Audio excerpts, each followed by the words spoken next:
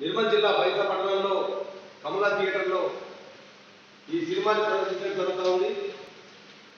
నిజంగా రథాకారులు చేసినటువంటి ఏదైతే తెలంగాణ ఒక ఉమ్మడి ప్రాంతంలో ఉన్నటువంటి సందర్భంలో రథాకారులు చేసినటువంటి హింస అది చెప్పడానికి అసలు నిజంగా అంత ఘోరాతి ఘోరమైన పరిస్థితి.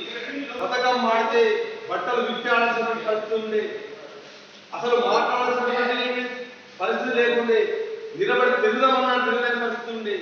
అంతటి హింసకాండలో, రథాకారుల హింసకాండలో ప్రతి ఒక్క మహిళలు, పురుషులు అందరూ కూడా ఒక వీరనారి చాకర ఐలమ్మ, దొడ్డి కొమరయ్య ఇలాంటి వారందరూ కూడా వారి త్యాగం వల్ల వారు కొంగు నడుము చుట్టి పొడవ చేతబట్టి ఆ రోజుల్లో ఈ చేసినటువంటి హింసకాండకు వ్యతిరేకంగా జరిగినటువంటి తెలంగాణ రైతాంగ సాయుధ పోరాటాన్ని అచ్చుగుద్దినట్టు ఏమాత్రం పోయినా తీసుకోకుండా వాళ్ళు చేసినటువంటి ప్రతి అనుక్షణం జరిగినటువంటి ప్రతి ఘట్టాన్ని కూడా రథాకార మూవీలో చూపించినటువంటి యాట సత్యనారాయణ డైరెక్టర్ గారికి నిజంగా మేము అభినందన తెలియజేస్తా ఉన్నాము.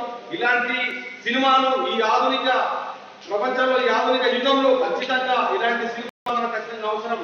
అంటే అప్పుడు జరిగినటువంటి ఘటనలు ఏదైతే తెలంగాణ రాజ్యాంగ సాయుధ పోరాటం ఏదైతే ఉందో దాంట్లో విరోధమైన పోరాటం చేసి అప్పుడు లక్షల ఎకరాల భూమిని ఆ పోరాటం ద్వారా పంపిణీ చేయడం జరిగింది. అంటే ఆ రోజు జరిగినటువంటి ఘటన ఎంత ఘోరంగా ఉందంటే 4,000 మంది ఇట్లా చనిపోతే వాళ్ళు అసలు వాళ్ళు కనీసం చూడడానికి కూడా అసలు వీళ్ళకున్న పరిస్థితి ఉంది.